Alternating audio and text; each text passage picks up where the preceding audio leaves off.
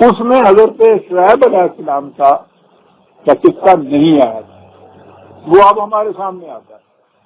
اور آپ دیکھیں گے کہ بات جو اس زمانے کی ہو رہی ہے یہ کنٹمپریری ہے، ہم اثر ہیں حضرت موسیٰ علیہ السلام کے، تو گویا قریباً 1600 سال قبل مسیح، آج سے کوئی قریباً 3500 سال پہلے کی بات۔ جو بات وہاں کہی گئی ہے آپ دیکھیں گے کہ 1400 سال نزول قرآن کے زمانے میں نہیں، آپ کے زمانے میں اس نے کتنی اہمیت اختیار کی ہوئی ہے۔ یہ قرآن ان داستانوں کو اس لیے بیان کرتا ہے، وہ تاریخ کی کتاب نہیں ہے کہ آپ کو یہ بتائے کہ اکبر کس سال میں تخت پہ بیٹھا تھا اور رانا سانگا کے ساتھ کب لڑائی ہوئی تھی، یہ تو معلومات ہیں۔ وہ تو یہ باتیں بیان اس لیے کرتا ہے اور اس کے بعد ہمیں کہتا ہے کہ اس سے عبرت حاصل کرو، اگر تم نے بھی یہی کچھ کیا جو ان قوموں نے کیا تھا تمہارا بھی یہی اثر ہوگا جو ان کا ہوا تھا۔ یہ ہے عزیزان من مقصد اس تاریخی شہادتوں کے وہاں پہنچانے کی۔ حضرت شعیب علیہ السلام وَإِلَىٰ مَدْيَنَ أَخَاهُمْ شُعَيْبًا، مدین قوم ہے، مدین علاقہ ہے، اس قوم کی طرف ان کا بھائی شعیب پیغمبر بنا، اسی قوم میں سے نبی پیدا ہوتا تھا، اسی لیے وہ ہمیشہ کہا جاتا ہے ان کا بھائی، انہی میں سے ہوتا تھا۔ شعیب آیا، مدین کا ذکر آیا تو اس کا تعارف قرآن کریم میں حضرت موسیٰ علیہ السلام کی داستان میں کرایا۔ بات تو پہلے آ گئی ہے، یہ پچھلی سورت جو تھی 28ویں سورت اس میں ذکر آیا تھا، لیکن میں دوہرا دوں تاکہ اس قوم کا ایک اجمالی سا تعارف ایک واقعہ کی شکل میں جو قرآن نے بیان کیا ہے وہ ہمارے سامنے آ گئی۔ حضرت موسیٰ علیہ السلام مصر سے اس واقعہ قتل کے بعد بھاگتے، وہ مصر سے ذرا عبور کیا جائے، اب تو یہ نہر سویز ہے نا، اس زمانے میں یہ نہر تو ہوتی نہیں تھی، بات دوسری طرف چلی جائے گی، وہ تھوڑا سا پانی بھی جو تھا اس کو عبور کرنے کے بعد آگے آئے تو جو صحرائے سینا ہے نا، یہاں پہنچ جاتا تھا انسان، ذرا آگے بڑھتا تھا تو یہ علاقہ جو ہے کہیں مدین ہے، کہیں فلسطین ہے، کہیں شام ہے، کہیں بابل ہے، یہ علاقے شروع ہو جاتے۔ یہ ساری داستانیں انہی علاقوں کے گرد گھومتی ہیں۔ یہ سامی النسل جو یہ پیغمبر ہیں سارے، یہ سارے اس علاقے میں آئے تھے، تو وہاں سے جب یہ آئے ہیں بھاگ کر، تو وہاں آ کے قرآن یہ کہتا ہے 28/23 وَلَمَّا وَرَدَ مَاءَ مَدْيَنَ وَجَدَ عَلَيْهِ أُمَّةً مِّنَ النَّاسِ يَسْقُونَ، کہا وہاں آیا تھکا ہوا تھا مسافر، ایک چشمہ تھا، چشمے پہ کچھ لوگ اپنی اپنی مویشیوں کو پانی پلا رہے تھے، کوئی درخت ہوگا اس کے سائے تلے یہ سستانے کے لیے بیٹھ گئے تھکے ماندے۔ آگے یہ ہے، اب دیکھیے کہ راستے کی ایک بات ہے، حضرت موسیٰ علیہ السلام ابھی نبوت سے سرفراز بھی نہیں کیے گئے، یہ اس سے پہلے کی بات ہے، لیکن نبی کی تو قبل از نبوت کی زندگی بھی بڑی حسین کردار کی مالک ہوتی ہے۔ وہاں بیٹھ گئے اور دیکھ رہے ہیں، کیا دیکھ رہے ہیں؟ امۃ من الناس یسقون ووجد من دونہم امرأتین تذودان، ایک لفظ، کیا بات ہے عربی زبان کی۔ دیکھا کہ وہ چرواہے یا بڑے لوگ جو ہیں وہ اپنے اپنے مویشیوں کو پانی پلا رہے ہیں۔ پانی بڑی قیمتی چیز ہے اس علاقے میں عزیزان ایمان، مال بہترین جو ہے وہ پانی کو ہی کہتے تھے، زندگی کا انحصار پانی پہ، جہاں کہیں چشمہ ہوا وہیں 2-4 درخت ہو گئے، وہ ان کے یہاں جنت کہلاتی تھی، وہیں انہوں نے ڈیرے ڈال دیے، پانی خشک ہوا دوسری جگہ چلے گئے تھا۔ تو پانی بڑی قیمتی چیز تھی، اس پانی کے چشمے سے مویشیوں کو پانی پلا رہے تھے، اور موسیٰ نے دیکھا کہ 2 لڑکیاں ہیں، ایک لفظ عزیزان من، میں نے کہا نا کہ قرآن کا انداز محاکاتی ہے، کینوس پہ وہ کھینچتا ہے تصویر، لیکن بریوٹی اتنی ہوتی ہے، اختصار اتنا ہوتا ہے اس کے اندر کہ بعض دفعہ ایک لفظ میں ساری بات کہا جاتا ہے، اور انتہائی ادب کا تقاضا یہ ہوتا ہے کہ بریوٹی، اختصار جو ہے، ارتکاز بلکہ جس کو کہتے ہیں کنسنٹریشن، ایک لفظ کے اندر ساری بات کہا جاتا ہے۔ تذودان اس کے معنی ہوتے ہیں کہ وہ جو ان کی بھیڑیں تھیں یا بکریاں تھیں وہ تو پیاس کی ماری بھاگی ہوئی جا رہی تھیں پانی کی طرف، اور یہ انہیں روک کے پیچھے کی طرف چلے گئے۔ وہ فطری تقاضا ہے پیاس کا جو مویشیوں کو دیے جا رہا ہے پانی کی طرف۔ جس فطرت نے یا جس خدا نے ان کے اندر یہ تقاضا رکھا ہے اس خدا نے اس چشمے میں پانی رکھا کہ یہ تقاضا وہاں پورا ہو جائے۔ وہ فطرت کا عرض ہے، تقاضا ہے جو انہیں ادھر لیے جا رہا ہے۔ اب انسان درمیان میں آتے ہیں۔ انسانوں کا ایک گروہ ہے کہ جو وہاں اپنے مویشیوں کو پانی پلا رہا ہے۔ انسانوں ہی کی یہ دو نمائندہ ہیں جو اپنے مویشیوں کو روک رہی ہیں کہ وہاں نہ جائیں، خدا کے دیے ہوئے رزق تک نہ پہنچیں۔ اسی طرح کیوں بھی اتنی سخت پیاس، خدا کا دیا ہوا یہ پانی، وہیں کی یہ بھی رہنے والی، روک کون رہی ہے؟ سیدھی سی بات۔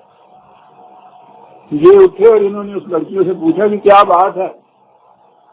وہ پیاس کے مارے تڑپ رہی ہیں، تم ان کو روک کے پیچھے لا رہی ہو، پیاسا مارنا چاہتی ہو؟ کہنے کہ نہیں، یہ بات نہیں ہے۔ بات یہ ہے کہ یہ بڑے بڑے لوگ ہیں، یہ قوتوں کے مالک ہیں، ہمارا باپ بوڑھا ہے، گھر میں کوئی مرد اور ہے نہیں، ہم کمزور اور ناتواں کی دو لڑکیاں ہیں۔ جب تک یہ پانی پلا کے اپنے مویشیوں کو نہ لے جائیں ہم اپنے مویشیوں کو آگے نہیں بڑھنے دے سکتے کہ مویشیوں کی خیر نہیں ہوگی۔ اتنی سی بات سے آپ دیکھیے سارے معاشرے کا نقشہ کھینچ لیا قرآن نے۔ اور انہوں نے یہ نہیں کہ یہ بات سنی تو اس کے بعد کہا کہ وہ ٹھیک ہے بھائی تو پلا لینا، میں نے کی۔ یہ اٹھے طاقتور توانا تو یہ پوچھو نہیں ایسے تھے۔ بہرحال یہ آگے بڑھے ہیں، قرآن کہہ رہا ہے کہ انہوں نے جا کر گئے اور ان کے مویشیوں کو، بکریوں کو پانی پلایا۔ فَسَقَانَهُمَا ثُمَّ تَوَلَّىٰ إِلَى الظِّلِّ،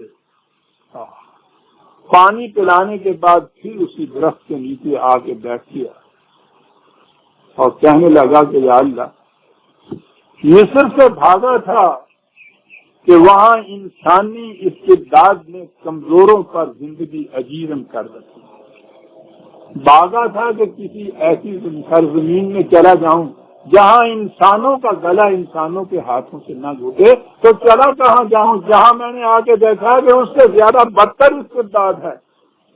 رب انی لما انزلت علی من خیر فقیر، میری بات تو سمجھ میں نہیں آتی، میں تو ایک فقیر کی طرح جھولی پھیلایا ہوں تیرے سامنے کہ یا اللہ مجھے کوئی ایسا مقام بتا جہاں انسان کا گلا نہ کاٹ رہا ہو۔ تو مدین یہ تھا، میں نے کہا تھا کہ میں صرف تعارف کرانا چاہتا ہوں، مدین کی طرف آ گیا حضرت اسرائیل۔ یہ تو ان کی کیفیت تھی، لیکن قرآن بتا رہا ہے کہ ان کی معیشت جو تھی یہ ایگریکلچر اکانومی نہیں تھی، زرعی نہیں تھی، کاروباری تھی۔ اب آ گیا تو کاروباری والے جو ہیں طاقت بھی ان کے پاس ہوتی ہے، روپیہ بھی ان کے پاس ہوتے ہیں، سب کچھ خرید سکتے۔ یہ پیاؤ کے اوپر یا اس چشمے کے اوپر ان کا جو اقتدار تھا وہ وہاں کے ذمہ دار ہونے کی بنا پہ نہیں تھا۔ قرآن کہتا ہے کاروباری اعتبار سے وہ لوگ اتنے صاحب اقتدار ہو جاتے ہیں، اتنی قوتوں کے مالک ہو جاتے ہیں کہ پھر غریب ہر مقام پر ان سے ڈرتا ہے۔ ان کی کیفیت کیا تھی؟ یہ تفصیل دی ہے قرآن نے سورہ اعراف میں اور سورہ ہود میں، 7ویں سورت 7/85، 50ویں آیت 7ویں سورت سورہ اعراف۔ وَإِلَىٰ مَدْيَنَ أَخَاهُمْ شُعَيْبًا قَالَ یا قوم اعبدوا اللہ ما لکم من الہ غیرہ۔ پہلی بات جو ہر نبی آگے کہتا تھا وہ یہ کہ بھائی اختیار اور اقتدار صرف خدا کو حاصل ہے، معصومیت اس کی اختیار کرو، یہ بڑوں بڑوں کی نہیں۔ پہلی چیز یہ قد جاءتکم بینۃ من ربکم، قرآن یہ بتاتا ہے کہ نبی جب بھی پہلے پیغام اپنا دیتا تھا تو وہ دلیل و بصیرت کی روح سے دیتا تھا، علم و بصیرت کی روح سے، دلائل و براہین کی روح سے، اسے وہ بینات کہتا ہے کہ میں نے تم لوگوں کو عقل و فکر کی روح سے دلائل دے کر شہادات پیش کر کے یہ ساری چیزیں ریشنلی ایکسپلین تمہیں کر دی کہ یہ تمہاری روش تباہ کن ہے۔ بینتون جو ہیں، بینات جو قرآن کی طرف سے ہوتے ہیں، وہ پہلی سٹیج ہوتی ہے۔ سورہ الحدید میں قرآن نے یہ کہا ہے کہ رسل ہمارے آئے بالبینات، پھر اگلی سٹیج ہوتی ہے کتاب۔ جو لوگ بینات کی روح سے کنورٹ ہو جائیں، ان کے ساتھ ہو جائیں، یعنی جو ایمان لانا ہے یا ساتھ لینا ہے وہ علی وجہ البصیرت ہے۔ پہلے نبی بینات پیش کرتا ہے، اس بینات کی روح سے جو قلب و دماغ کے اطمینان کے بعد اس کی صداقت پر یقین کر کے اس کے ساتھ ہو جاتے ہیں والکتاب، ان کے لیے ایک ضابطہ ہے، اور اس کے بعد ہے کہ ضابطہ قانون دیتا ہے تاکہ عدل قائم کیا جائے، اور اس کے بعد ہے کہ وہ قوتیں جو عدل قائم نہیں ہونے دیتی ان کے لیے اگلی منزل ہوتی ہے کہ میدان جنگ تک جانا پڑتا ہے والحدید، اور اس کے لیے قرآن نے شمشیر خارا کے گاہ بھی خدا نے نازل کی ہے۔ تو یہ تین چیزیں نہایت ضروری ہیں سوسائٹی کو اقدار خداوندی کے مطابق رکھنے کے لیے۔ بینات پہلی چیز ہے، یہاں دھاندلی سے نہیں بنوایا جاتا کچھ، الکتاب اس کے بعد آتی ہے، تو خالی قانون کی روح سے آپ اصلاح کر ہی نہیں سکتے۔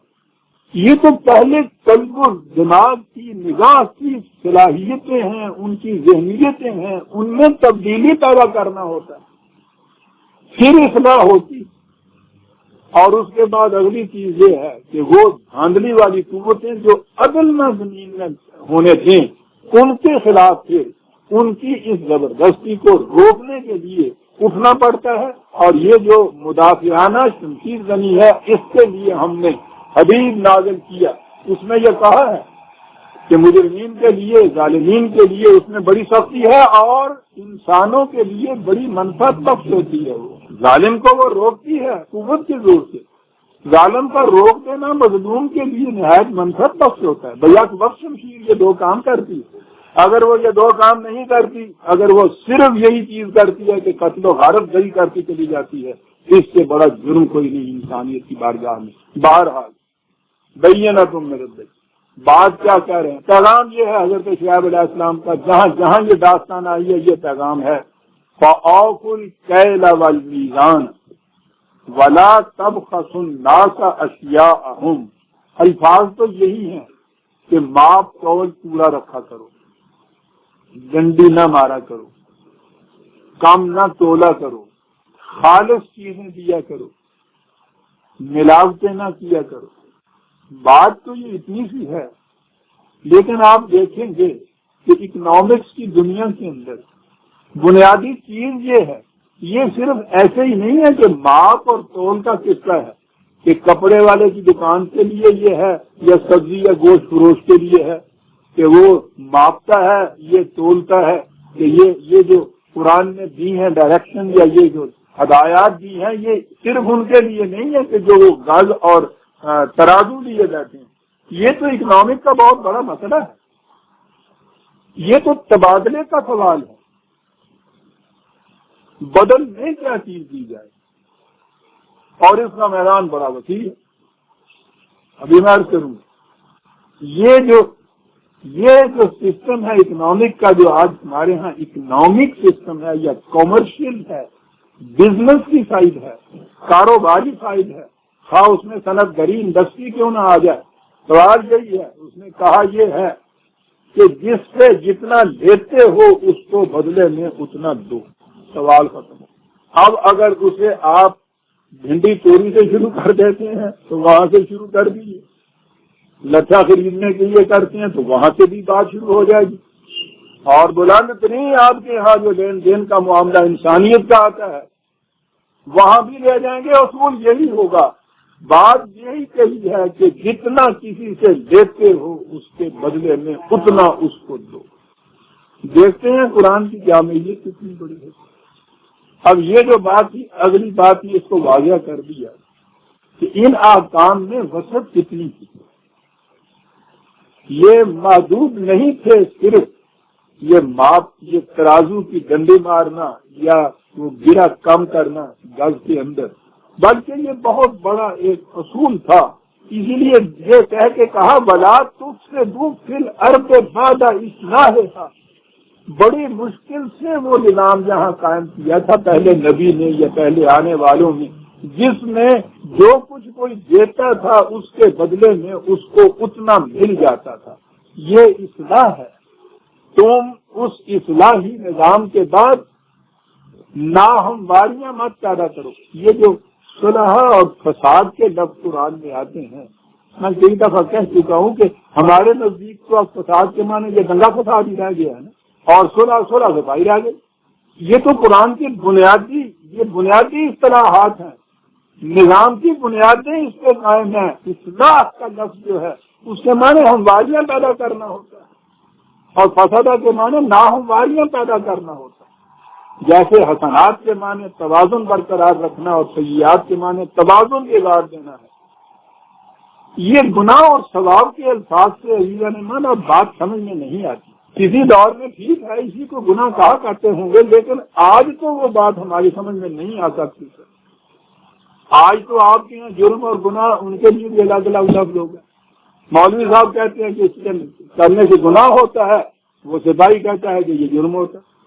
قرآن کی روح سے تو اس میں کوئی فرق نہیں. کہا اس نے یہ ہے کہ وہ نظام جس کے اندر ہمواریاں پیدا کی گئی تھی، اس کے بعد ایسا کچھ نہ کرو کہ جس کا نتیجہ فساد فی الارض ہے. کسی دکان کا قصہ نہیں، کسی گلی محلے کا قصہ نہیں. یہ تو اگر اس کو سمٹا کے لیں گے تو پوری مملکت آپ کہیں گے، پورا ملک آپ کہیں گے. کم از کم یہ معنی لیں گے نا اگر ارض کو اور وسیع نہیں. اور اگر وسعت دیں گے، قرآن نے جو کہا ہے، قرآن تو عالمگیر نظام قائم کرتا ہے. باقاعدہ باطل کا نظام بھی جو ہے عالمگیر ہو جاتا ہے. ظہر الفساد فی البر والبحر بما کسبت ایدیہم. انسانوں نے جب اپنے ہاتھوں سے نظام کیا تو ساری دنیا کے بر و خشکی کری کے اندر فساد برپا ہو گیا. تو جو اس کے یہاں فساد فی الارض ہے اس کے معنی یہ ہے کہ ایسا نظام قائم تم کا، یعنی یہ انفرادی چیز نہیں ہے کہ فلاں دکاندار کام تولتا ہے، کام ماپتا ہے. ملک کے اندر تو فی الارض ہے. ملک کے اندر اس قسم کا نظام قائم تم نے کر دیا ہے کہ کسی شخص کو جو وہ دیتا ہے اس کے بدلے میں وہ اتنا ملتا نہیں ہے جس کا وہ مستحق ہے لینے. ایسا نہ کرو. ذالکم خیر لکم ان کنتم مؤمنین. میں پچھلی دفعہ یہ اس سے پہلے درس میں یہ کر چکا تھا کہ قرآن نے جتنا کچھ جو احکامات دیے ہیں، تلقینات دی ہیں، پیغامات دیے ہیں، اصلاح چاہتا ہے، ہر جگہ یہ کہا ہے خیر لکم. تو تمہارے بھلے کی بات ہے جو میں کہہ رہا ہوں. نبی اپنے متعلق یہ کہتا ہے کہ میں اس کے بدلے میں تم سے کوئی معاوضہ نہیں چاہتا. پہلی بات ہی یہ بہت بڑی ہے جو کسی قسم کا معاوضہ نہ چاہے. اور معاوضے میں تو آپ جانتے ہیں نا کہ پیسہ ہی نہیں ہے، ووٹ بھی تو اس میں آ جاتا ہے. نبی کہتا ہے کہ میں کوئی معاوضہ نہیں چاہتا. میں کہہ رہا ہوں اتنا سا جو اعلان ہے بشرطے کہ اس کی سیرت اس کی آئینہ دار ہو، اس کی شہادت بام پہنچائے کہ وہ واقعی معاوضہ نہیں چاہتا. جتنی وسعت یہ چیز ہوتی ہے کوئی اور نہیں ہوتا. کوئی اس کا اپنا کوئی اس میں کوئی نفع نقصان کی بات نہیں، اپنا کوئی فائدہ ہی نہیں ہے، اپنا کوئی مقصد نہیں ہے. تو بات سنو یہ جو کہتا ہے ہر جگہ قرآن نے یہ کہا. اور اگلی چیز یہ ہے جو ہمارے ہاں میں نے اس دن بھی کہی کہ ہمارے ہاں وہ حقوق اللہ اور حقوق العباد، یعنی ایک چیز حقوق اللہ ہمارے ہاں کر دی وہ اللہ کے بھی. ہر جگہ قرآن یہ کہتا ہے کہ یہ تمہارے لیے ہے، یہ انسانوں کے لیے ہے، بندوں کا ہی بھلا اس کے اندر ہوتا ہے. ایک مقام پہ ہے کہ جب فصل کاٹو یہ جنس آ جائے تمہارے ہاں، دانے وانی ہو جائے، تقسیم کرنے لگو، تو اس میں یہ ہے کہ اس میں سے یوم حساب جو ہے کاشت کرنے وہ کھیتی ویتی کاٹنے کے دن حق تو ہو ہے اس کا حق ادا کرو. اگرچہ وہ بھی حق تو ہو ہے، کھیتی کے دیو جو ہے یہ بھی ترجمہ اس کا ہے، لفظ وہاں اللہ کا نہیں. لیکن یہ اگر کہا بھی جائے خدا کے لیے ہے تو قرآن نے تو دوسری جگہ کہا ہے متاعًا للمقوین، کہ جسے کہتے ہو خدا کا حق ہے، یہ بھوکوں کا حق ہے، ان کو پہنچاؤ. کیا بات ہے اس کی کہنے، متاعًا للمقوین، یہ بھوکوں کا حق. تو خیر لکم ہے جہاں جہاں قرآن میں آیا ہے، جہاں وہ ایک جگہ یہ ہے جہاں عذاب دینے کی بات ہے، یہ سب کچھ ہو تو کہا یہ جہاں بھی قرآن میں آپ دیکھیں گے وہاں یہ آیا ہے، یہ ضمون انفسکم، اپنے آپ سے زیادتی کرتے، خدا کا نہیں کوئی کچھ گزارتا. تو کہتا ہے یہ جو تم غلط روش اختیار کرتے ہو اپنے خلاف زیادتی کرتے ہو. اور دوسرے مقام پہ ہے کہ یہ جو تم کہتے ہو خدا کا عذاب، کہا اگر تم صحیح راستے پہ چلو تو ہم نے تمہیں عذاب دے کر کیا کرنا ہے. خدا کی نفسیات سائیکالوجی معاذاللہ سیڈسٹک تو نہیں ہے نا. سیڈسٹک وہ ہوتی ہے دوسرے کو اذیت پہنچا کے خوش ہونا. کہا ہماری ذہنیت یہ نہیں ہے، ہم نے تمہیں عذاب دے کے کیا کرنا. یہ تم اپنے خلاف خود عذاب تیار کر رہے ہو، اپنے ہاتھوں سے اپنا عذاب تیار کر رہے ہو. یہ اس کا فطری نتیجہ ہے. سینکیا کھاتے ہوئے ہلاکت ہو جاتی ہے. اب یہ ٹھیک ہے کہ سینکیا کے اندر یہ خاصیت جو تھی کہ کھانے سے ہلاکت ہو جائے گی، یہ تو ہماری دی ہوئی تھی، لیکن ہم نے تمہیں تو نہیں کہا تھا کہ سینکیا کھاؤ. ہم نے تو کہا تھا سینکیا کھاؤ گے تو ہلاک ہو جاؤ گے، اس کے فائدے اور ہیں کچھ. تو خیر لکم ہمیشہ آتا ہے ان کنتم مومنین، بشرطے کہ تم اس بات پہ یقین رکھو کہ یہ ہمارے ہی بھلے کی بات ہے. اس کا جواب یہاں سن، یعنی آپ سوچئے کہ اس میں کون سی بات غلط ہے. کسی دکاندار سے آج بھی آگے چلیے کہ صاحب تم نے کم تولا، کبھی نہیں مانے گا کہ میں نے کم تولا کھانے کے. صاحب زور حرام سمجھ نہیں آگے ہمارے لیے جو خنزیر ہے وہ اور بات ہے کہ وہ ٹکڑا جو ہوتا ہے اس میں کون سی چیز ہے ڈنڈی ماری ہوئی ہوتی ہے، لفظوں میں بھی کوئی نہیں مانے گا. اور یہ جو بڑے پیمانے کے اوپر آپ دیکھیں گے کہ یہ کریں، وہ کبھی اسے مانیں گے کہ جو کچھ ہمارے لیے جو محنت کرتا ہے ہم اس کا پورا معاوضہ اس کو دیتے. جو محنت کرتا ہے پورا دے دیا جائے، نظام سرمایہ داری ختم ہو جاتا ہے. وہ تو قائم ہی اس پہ ہے کہ جتنی یہ مزدور محنت کر رہے ہیں ان کو پورے کا پورا اس کا واپس نہ دیا جائے، اس میں سے ڈنڈی مار کے اپنے لیے رکھ دیا جائے، باقی ان کو بھی. آپ کے ہاں یہ محنت کش ہیں، ان کو ورکر کہا جاتا ہے نا، کام کرنے والے. یہ تو وہ کام کرنے والے، یہ جو ہے دوسرے تو وہ ہے نا نکمے جو کام نہیں کرتا. سارا کچھ وہ لے جاتے ہیں جو ورکر نہیں ہے. اور پھر یہ ورکر کی فلاح اور بہبود اور ویلفیئر کے لیے پھر اسکیمیں بنتی ہیں، قوانین بنتے ہیں، سوسائٹیاں بنتی ہیں ان کی ویلفیئر کے لیے. کام کرنے والوں کی ویلفیئر کے لیے وہ کوششیں کرتے ہیں جو کام نہیں کرتے. اور جو کھانے کتنے ورکر سمجھ ہوتی ہے تو صحیح کہ یہ دوسرا طبقہ. عجیب بات ہے، یہ کتنا بنیادی نقص ہے نظام سرمایہ داری میں. ان کو تو ورکر کہا جاتا ہے انگریزی زبان میں، کہ جو دوسرا طبقہ ہے نا اس کے لیے لفظ ہی کوئی نہیں ہے. یعنی اس کے لیے جنہوں نے امپلائیز اینڈ امپلائر یہ تو لفظ ایجاد کیے ہیں، لیکن اتنی شرم آئی ہے ان کو ورکر کے مقابل میں اپنے آپ کو ان ورکر کہنا. انہوں نے اپنی زبان میں لفظ ہی نہیں رہنے دیے. تو ہمارے ہاں کون سا لفظ ہے؟ محنت کش تو یہ ہوتا ہے. یہ کیا ہوتا ہے؟ محنت خور ہوتا ہے، لیکن لفظ نہیں آنے دیا زبان میں، کیونکہ بدنامی ہو جائے گی. تم کہتے ہو کہ یہ ورکر اور یہ پھر دوسرا طبقہ جس کے لیے خود تمہارے ہاں بھی تم نے بھی ایک لفظ نہیں اس کے لیے. اتنی شرم آئی ہے تم نے کہ اپنا نام ہی کچھ نہیں رکھا. وہ کہتا ہے کہ تم کیا تفریح کر رہے ہو. ایسا دل انسان ہے الا ما سعی، جو کوشش نہیں کرتا وہ انسان ہی نہیں، جو محنت نہیں کرتا انسان ہی نہیں. اب رکھ لو ان کا نام جو رہے، انسان تو نہیں رہے.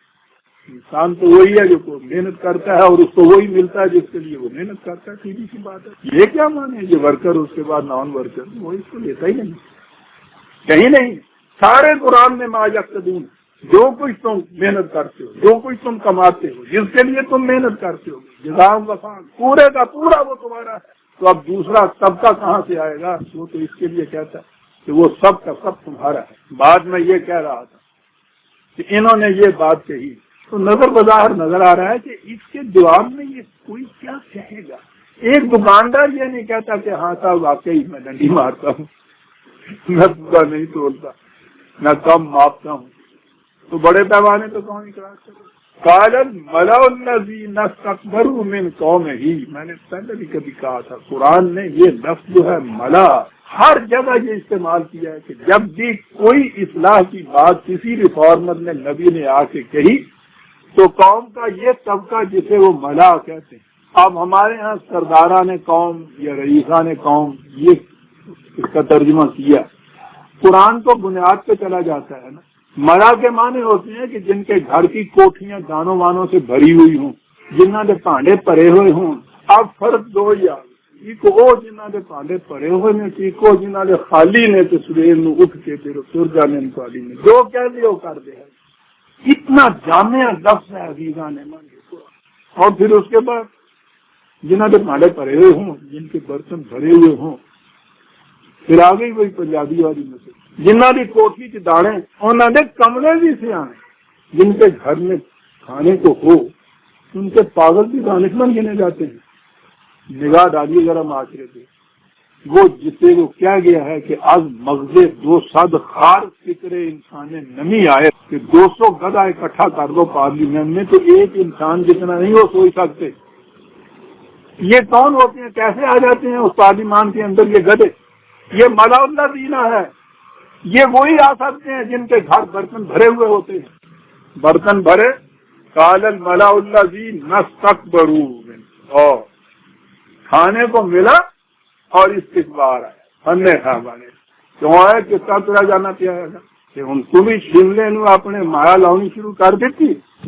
ٹھیک ہے بھائی، نواریا گئے نو ایک دن تم نے اپنی پگڑی کے شملے میں مایا کیوں لگائی؟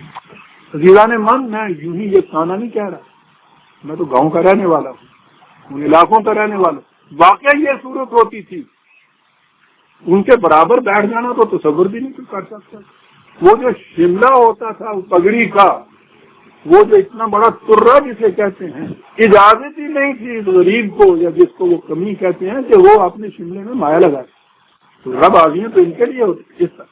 ملا الذین استکبروا من قومہ، کھانے کو ملا اور استکبار آیا۔ کھانے کو وہ جو اپنی محنت سے نہیں کمایا، جو محنت سے کماتا ہے نا اس میں استکبار بھی پیدا ہوتا ہے۔ جواب کیا مل رہا ہے؟ کہا شعیب لَنُخْرِجَنَّكَ يَا شُعَيْبُ وَالَّذِينَ آمَنُوا مَعَكَ مِنْ قَرْيَتِنَا أَوْ لَتَعُودُنَّ فِي مِلَّتِنَا، یا تو یہ ہے کہ جیسا کچھ یہاں ہو رہا ہے وہ روش، اسی روش کے اوپر آ جاؤ اور اس قسم کی باتیں کرنا چھوڑ دو، بتائے دیتے ہیں، ورنہ تم اور تمہارے ساتھی مار مار کے گاؤں سے نکال دیں گے تمہیں۔ یہ 3500 سال پہلے جواب نہیں مل رہا، آج بھی یہی جواب مل رہا۔ کسی مزدور نے کھڑے ہو کے یہ کہا کہ صاحب یہ تو جس بڑی کم ملی ہے، دوسرے دن وہ اندر نہیں داخل ہو سکتا۔ کہا کہ یہ جو تم کہتے ہو کہ وہی روش اختیار کر لو، اب بات آئی پیغمبرانہ۔ قال اولا کنا کارہین، یعنی ہمارا اگر دل نہ بھی مانتا ہو اس کو تو پھر بھی وہ روش اختیار کر لیں، یہ چاہتے ہو؟ جب میں نے تم سے یہ تقاضا نہیں کیا ہے کہ تم جس سے دل نہیں ٹھکتا اس چیز کو تم مان لو، میں تو بینات کی روح سے بات سمجھا رہا ہوں، اور تم مجھ سے یہ کہہ رہے ہو کہ اگر وہ تم وہ نہیں مانو گے تو گاؤں سے نکال دیں گے۔ تو گانی دیکھو تو صحیح، تم اپنی روش اور میری روش، میں نے تو زبردستی نہیں کی، تم مجھے بھی اسی طرح سمجھاؤ۔ عزیزان من، دیکھتے چلے جائیے یہ کیا داستانیں بیان کر رہا ہے قرآن۔ زمانہ مرور زمانہ، یہ زمانے کا امتداد جو ہے، کیا ذرا بھی ان چیزوں کو کجلاتا ہے؟ نگلاتا تو ایک طرف رہا عزیزان من، اسی طرح اسی لیے قرآن کے متعلق خدا نے یہ کہا تھا کہ یہ وہ درخت ہے جس پہ کبھی خزاں ہی نہیں آئے گی، ہمیشہ تو ہوتا ہے۔ انہوں نے کہا کہ یہ جو تم کہتے ہو نظام کی بات عزیزان من ذرا سی اور کر کہ ہم ایسا کریں تو پھر ہم کھائیں کہاں، ہم کیا لیں اس میں؟ 11/86 باقی پہلے کہا یہی چیز کہ اس روش کو چھوڑ دو، دوسروں کی محنت میں سے جو تم لے لیتے ہو پورا نہیں دیتے ہو، یہ چھوڑ دو روش۔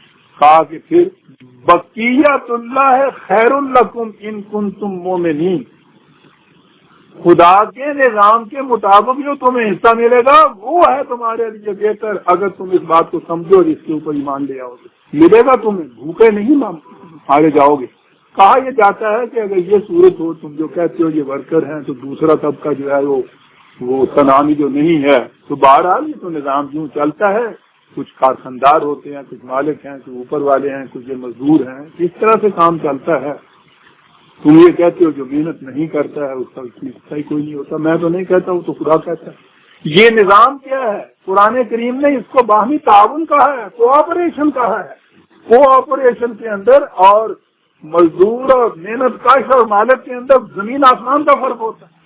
تعاون ہوا الگ، کام مختلف ہوتے ہیں، مختلف استعداد کے لوگوں کو مختلف کام کرنے ہوتے ہیں. یہ ٹھیک ہے.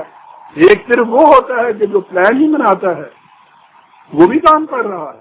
ایک یہ ہے کہ جو یہی سپرویژن کر رہا ہے کہ کہیں کوئی غلطی نہ ہو رہی ہو، وہ بھی کام کر رہا ہے، ہاتھ سے بھی کام کر رہا ہے.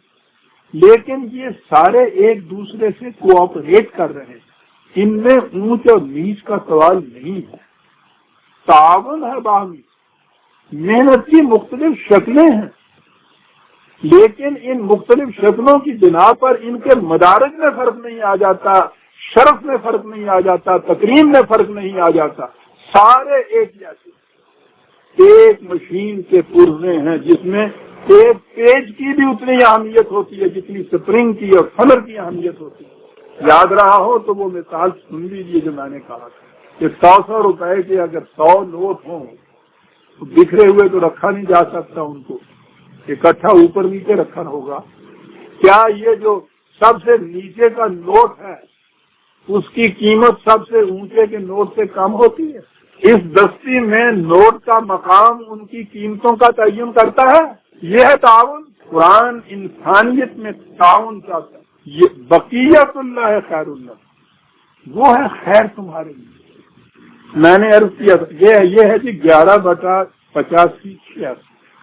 اس سے آگے جو جواب ہے وہ درمیان میں ایک ٹکڑا لا کے پھر بتاؤں. میں نے عرض کیا تھا کہ یہ بات دکاندار کے ترازو یا اس کے گز کے اوپر منحصر نہیں ہے. بات تو سمجھائی ہے قرآن نے. ایک عام فہم بدو بھی جس کو سمجھ لے وہ بھی یہ کہے گا کہ بات ٹھیک ہے صاحب، کم تولنا بہت برا ہے، پورا ملنا چاہیے. اور آج کا کنز جو ہے اکنامک کا سب سے بڑا راہکار والا، وہ بھی بات سمجھے کہ بڑا صحیح کہا ہے. پروڈیوس کرنے والا جو محنتی ہے اس کو اس کا پورا ملنا چاہیے، اس میں کمی نہیں ہونی چاہیے. یہی نظام ہے کہ جس میں انسانیت عدل اور عوف کے اوپر چل سکتی ہے. وہ بھی اس کا اعتراف کرے گا. یہ ہے قرآن کا اعجاز. یوں سمجھاتا ہے وہ. اب دوسری جگہ اس کو ایک اور لفظ ہے جس کے لیے جو استعمال کیا ہے قرآن نے. سورت ہے 83، عنوان ہے تطفیف. بڑا جامع لفظ. ویل للمطففین. کیا لفظ ویل! تباہی ہے اس نظام کے لیے جس کو نظام تطفیف کہا جاتا ہے. تباہی ہے اس کے لیے. لفظ ابتدائی لفظ ہے ویل. تباہی. کیا نظام ہے یہ؟ بات پہلے یوں کی الذین اذا اکتالوا علی الناس یستوفون واذا کالوہم او وزنوہم یخسرون. عام الفاظ میں اس کا ترجمہ یہی کیا جائے کہ جب دوسروں سے لیتے ہیں تو پورا پورا خون کا آخری قطرے تک، اور جب دیتے ہیں اور اس کا حساب تو ضرور کرتے ہیں، لیکن وہ ایسا حساب ہوتا ہے کہ جس کے اندر کبھی ان کو وہ پورا نہیں دیا جاتا جو ان کو دیا. یہ ہے نظام تطفیف. متفقین ہیں وہ لوگ جو ایسا نظام قائم کرتے ہیں.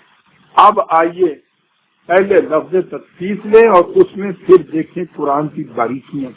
تطفیف کے معنی عام طور پہ تو بنیادی معنی تو یہ ہوتا ہے کہ دینا تو چاہیے کسی کو وہ بھرا ہوا چاہیے، لیکن وہ اس سے وہ کام دیتا ہے. ابتدائی معنی یہ تھے. اب یہ لوگ آگے بڑھے. اونٹنی نے بچہ تو پورا دینا تھا، لیکن قبل از وقت اس کا بچہ لے لیا جائے تو وہ جس قسم کا ہوتا ہے یہ بھی تکلیف ہوتی ہے. اور آگے بڑھیے.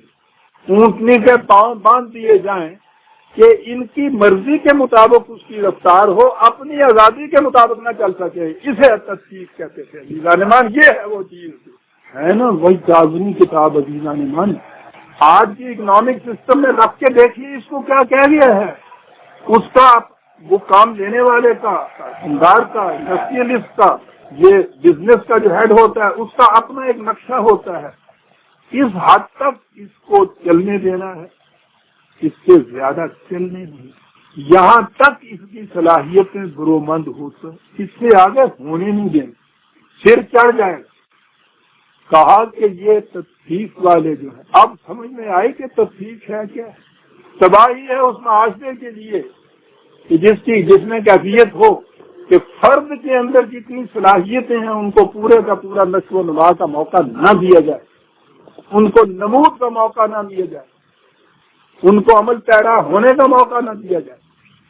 نقشہ بنانے والا وہ ہے کہ جو ورکر کام نہیں کر رہا اور وہ اپنے منشا کے مطابق، اپنے پروگرام کے مطابق، اپنے اسکیم کے مطابق ان کو چلنے کی اجازت دیتا، اس سے اجازت نہیں زیادہ دیتا، یہ ہے متفقین۔ کہا ویل للمتفقین، اس قسم کا نظام قائم کرنے والے، تباہی ہے اس نظام کے لیے۔ اب میں نے کہا تھا نا کہ اب الفاظ پہ آئیے، قرآن کہنا ہے اللہ زینا اذا اکتالوا علی الناس یستوفون، لوگوں سے جب لیتے ہیں، جس سے لیتے ہیں پورا پورا اس کا لیتے ہیں، ٹھیک ہے۔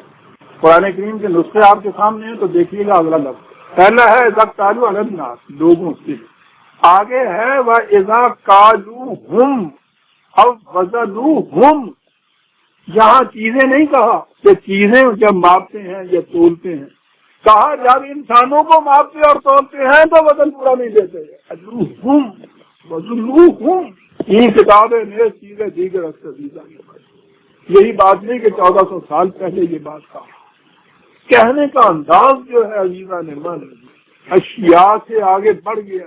تدبیر تو یہاں آئے گی نا، پہلا حصہ تو اشیاء تک ہی ہوگا، ماپ اور تول جیسے آپ کہتے ہیں، تدبیر تو یہاں آئے گی کہ جب وہ پھر جو انسانوں کو جب وہ ماپنے اور تولنے لگ تو وہ بھی پورا ماپ اور تول، کہا یہ ہے وہ نظام جس کا نتیجہ تباہی ہے۔ الا یظن اولئک انہم مبعوثون، کہا کیا یہ لوگ سمجھتے ہیں کہ ہمارا یہ نظام ابدی ہے، ہمیشہ تک رہے گا، کوئی نہیں اس کو بگاڑ سکتا، کوئی نہیں اس کو توڑ سکتا۔ نظام باطل خود فریبی ہے، ان کا ظن ہے، یہ بات نہیں۔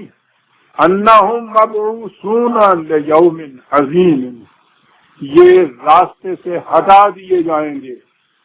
پاسا کے معنی ہوتے ہیں کسی موانے کو، روگوں کو راستے سے ہٹا کے راستہ صاف کر کے آگے لگ جانا۔ بات اسی لیے آزادی کے معنوں میں استعمال ہوتا ہے۔ اب اس دور میں بھی یہ جو عربیہ جدید ہے، اس بعض پارٹی آپ نے دیکھا نا آپ کے اندر وہ یہی لفظ ہے، اس کے معنی ہوتا ہے کہ راستے کے موانعات کو ہٹا دینا۔ کہا یہ کیا تمہارا ظن یہ ہے کہ ہم نے ایسا انتظام کر دیا ہے، ان کی صلاحیتوں کو باندھ دیا ہے، یہ ہماری تین سے زیادہ رفتار سے چل نہیں سکتے، تم سمجھتے ہو کہ ایسا کچھ کر لینے سے ہمیشہ کے لیے تمہارا یہ نظام قائم رہے گا؟ ہم نے تو کہا جائے تباہ ہوگا، یقیناً تم راستے سے ہٹا دیے جاؤ گے۔ کب ہٹا دیے جاؤ گے؟ لفظ یوم عظیم، بہت بڑے انقلاب کے دن یا دور۔ اب یہ کہہ کے چھوڑ نہیں دیا ہمارے تخیل پر کہ ہم خود فیصلہ کریں کہ وہ کون سا عظیم انقلاب کا دور یا دن یہ کہا ہے۔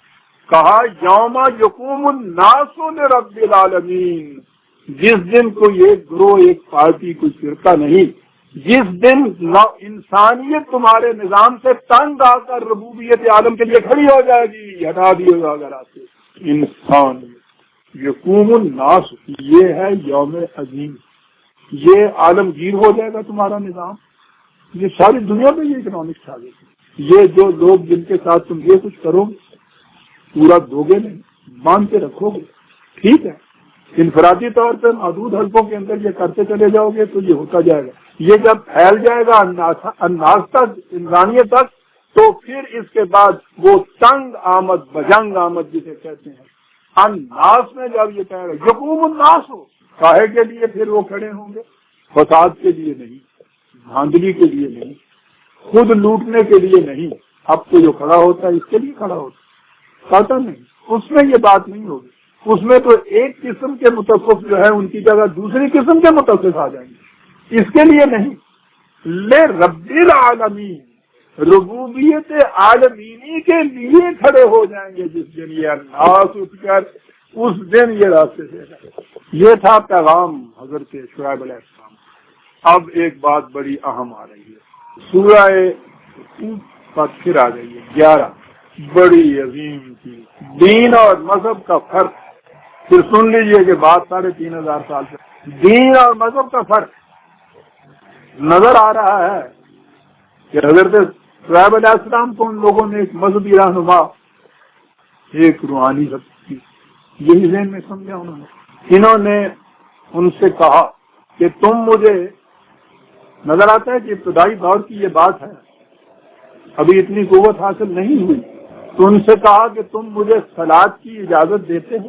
لفظ صلاۃ ہے قرآن میں، جس کا ترجمہ ہمارے ہاں نماز ہو گیا۔ نماز تو عربی زبان کا لفظ بھی نہیں ہے، یہ تو قدیم فارسی زبان کا لفظ، قرآن میں اور عربی زبان میں تو صلاۃ ہی۔ اس وقت میں چلا گیا تو وقت زیادہ لگ گیا۔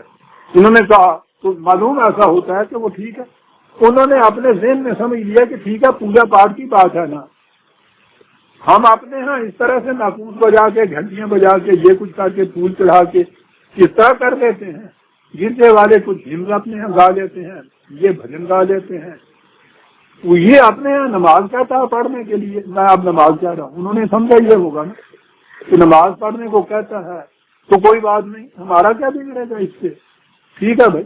اور آپ کو جیسے معلوم ہے نماز پڑھنے کی اجازت تو ہر حکومت دیتی، وہ انگریزوں کی غلامی کے زمانے میں پہلا اعلان جو ملکہ کا ہوا تھا اس میں یہ تھا، ریلیجس فریڈم، نماز روزے میں دخل ہی نہیں دیتے تھے۔ انہوں نے بھی یہ سمجھ کے کہ کوئی بات نہیں ہے، یوں پڑھ لے گا تو ہمارا کیا بگاڑ لے گا، ایگریمنٹ ہو گیا، معاہدہ ہو گیا کہ مجھے نماز کی، صلاۃ کی اجازت ہوگی، تم اس میں دخل نہیں دو گے۔ انہوں نے کہا بہت اچھا، عہد و پیمان ہو گئے۔ قرآن آگے یہ تو نہیں بتاتا ہوا کیا، ان کی طرف سے اعتراض سن لیجیے، کہا کیا شعیب ہو اصلاتوں کا تامروں کا انتر کا مایا بدو آباؤنا، کہ یہ تمہاری، ہم نے تو کہا تھا کہ نماز پڑھ لیا کرو، کچھ پوجا پاٹ کر لیا کرو، یہ صلاۃ ہم نے وہاں لکھ دیا تھا ایگریمنٹ کے اندر، تو یہ تمہاری صلاۃ یہ کس قسم کی ہے کہ پہلی بات تو وہ یہ کہتی ہے کہ ہم اپنے ہاں سے جو اخلاق سے طور طریق چلا آ رہا تھا وہ بالکل غلط تھا، اس کی معصومیت اختیار نہیں کی جا سکتی، نماز، اور یہاں تک آگے۔ اور اگلی بات ہے عزیزان من کہ نماز اور نفعل فی اموالنا ما نشاء، یہ نماز کس قسم کی ہے جو ہمیں اس کی بھی اجازت نہیں دیتی کہ ہم اپنا مال بھی اپنی مرضی سے خرچ کر سکیں۔ تیری نماز، ہم اپنا مال بھی اپنی مرضی سے خرچ کر سکیں، یہ تیری نماز اس کی بھی اجازت نہیں دیتی کہ جس قسم کی نماز ہے۔ کتنے پاس گئے اسی والے کی لسٹ کے، انہوں نے صلاۃ لگایا ہوگا نا، نماز نہیں۔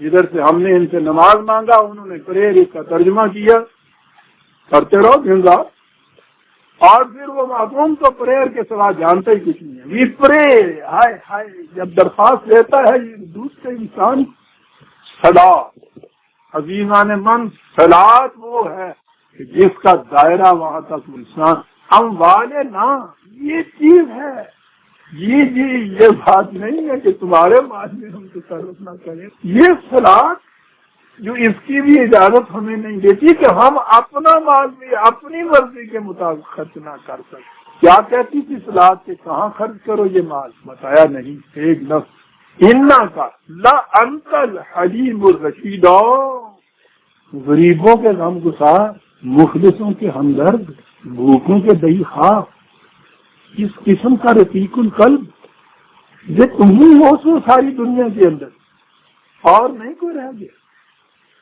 اور پھر یہ نہیں کہ میں جذباتی چیز ہے، حلیم ہی ہو، رشید، اسے کہتی ہوں صحیح راستہ ہی یہ ہے، میرے جذبات کا تعلق نہیں ہے کہ تم کہہ دو کہ یہ تمہارے رقیق القلبی کا ہے۔ یہ بھی تو ہوتا ہے نا کہ میں اپنے وہ جذبات جو دقت کے ہوتے ہیں، لطیف جذبات، کمزور جذبات، وہ تو اعصابی ویکنیس ہوتی ہے، دوسرے کی مصیبت کے اوپر ہم خاری، جسے آپ کہتے ہیں جھٹ کے آنسو بہا لینا، رشید کی بات نہیں۔ عزیزان من، دو لفظ تو غور کی کہ دل ہے تو اتنا تمہارا غم گسار لیکن یہ بات نہیں کہ جذباتی طور پہ تمہارے دل میں یہ بات اٹھتی ہے تو صاحب حضری کی مدد کر چاہیے. ہمارے یہاں جو مدد ہوتی ہے نماز کے بعد وہ اس طرح سے مدد ہوتی ہے.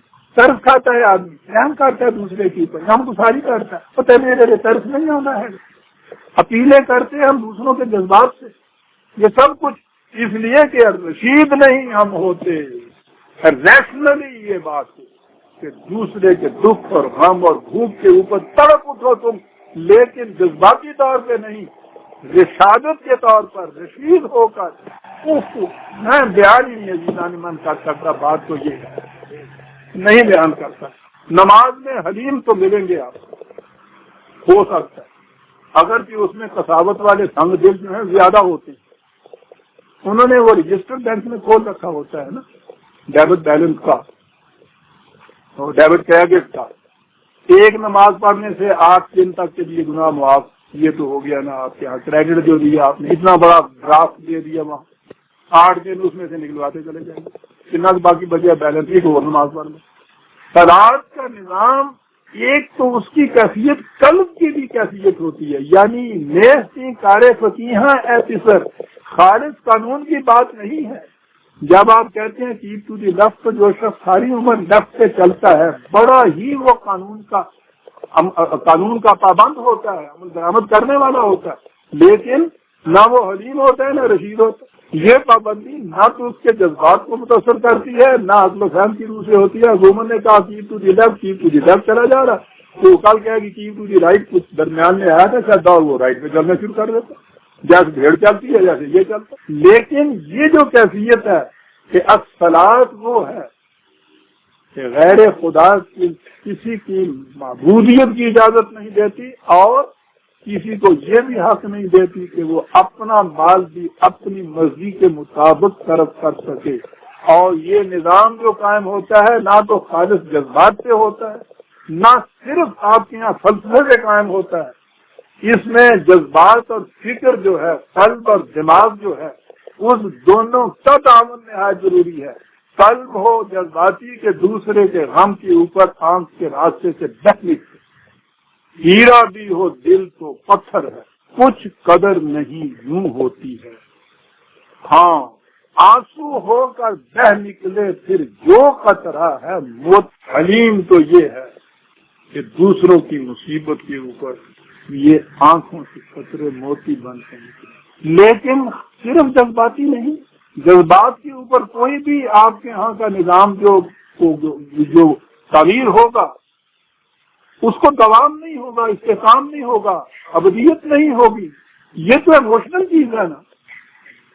اسی لیے خیرات آپ کے یہاں اتنی بڑھتی ہے لیکن وہ کوئی مفید کام نہیں کر رہی، جذباتی ہوتی. جذبہ محرکہ دینے والا جو ہے، اسی لیے نبی اکرم صلی اللہ علیہ وسلم کی حدیث ہے کہ خیرات کی طرف نہ جاؤ.